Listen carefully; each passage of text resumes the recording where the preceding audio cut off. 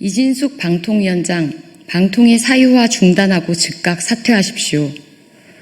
이진숙 방송통신위원장이 방통위를 사유화하고 있습니다.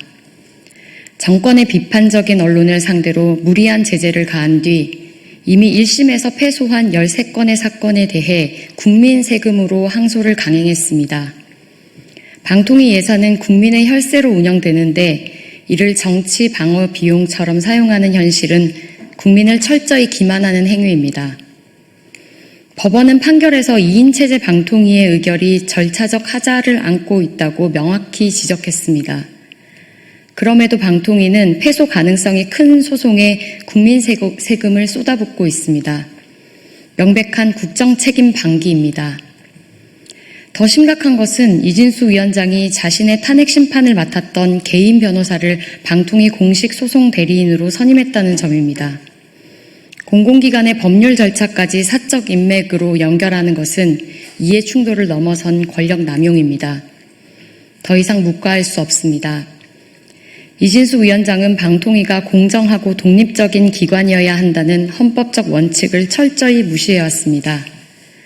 특히 본인의 정치적 입장에 불리한 보도에는 집요하게 제재를 강행하면서도 시민단체가 수차례 제기한 정광훈 연계 퍼스트 모바일의 불법 영업 의혹에 대해서는 100일이 넘도록 아무런 조치도 취하고 있지 않은 상황을 봐도 이진숙 위원장이 무엇을 위해, 누구를 위해 일하는지 분명히 확인할 수 있습니다.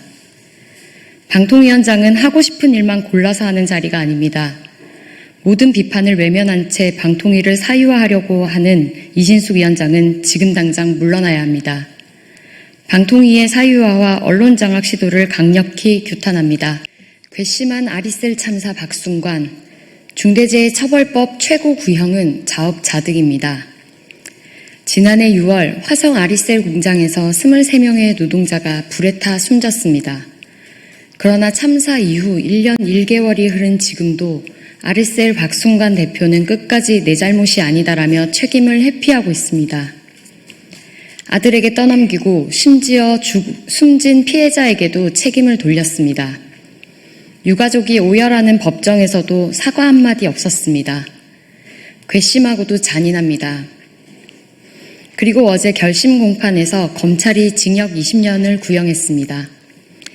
중대재해처벌법 시행 이후 가장 무거운 구형입니다. 박순관 대표의 그동안의 행태로 볼 때 결코 가하지 않습니다. 검찰이 구형한 징역 20년은 이윤을 쫓다 노동자 생명을 버린 자에게 내려진 최소한의 법적 응답입니다. 오히려 너무 늦었습니다. 검찰이 밝힌 바와 같이 박순관 대표는 군납 일정을 맞추기 위해 무리한 생산을 강행했고 그 과정에서 불법 파견과 미숙련 이주 노동자 투입, 안전조치 미이행 등 위험의 외주화를 자행했습니다. 당시 아리셀 공장에는 발열감지 시스템도 대피로 안내도 제대로 된 안전교육도 없었습니다. 심지어 대피문은 안에서 열 수 없었습니다. 위험을 방치하고 생명을 외면한 결과가 23명의 죽음입니다. 이는 명백한 기업의 살인입니다.